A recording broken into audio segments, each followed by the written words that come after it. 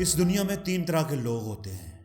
पहले वो जो काम तो करते हैं लेकिन शो ऑफ नहीं करते, और दूसरी टाइप के लोग वो होते हैं जो काम वाम तो कोई नहीं करते, बेकार और निकम्मे होते हैं लेकिन दिखावा बहुत करते हैं।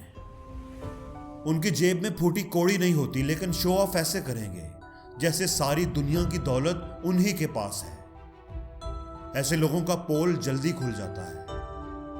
और तीसरी टाइप के लोग वो होते हैं जो अच्छा काम भी करते हैं और साथ साथ अपने काम का ढोल भी बजाते रहते हैं, अपने काम की पब्लिसिटी भी करते हैं। ऐसे लोगों की कामयाबी का ग्राफ सबसे ऊपर होता है। दोस्तों, आज का दौर सोशल मीडिया का दौर है। इसमें सही मानों में जो दिखता है वही बिकता है।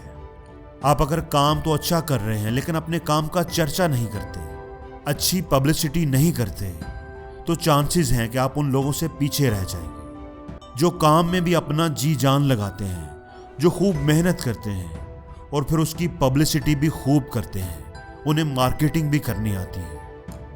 इसलिए आप जो भी अच्छा कर रहे हैं वो करें, लेकिन दुनिया को उसका पता भी जरूर चलना चाहिए।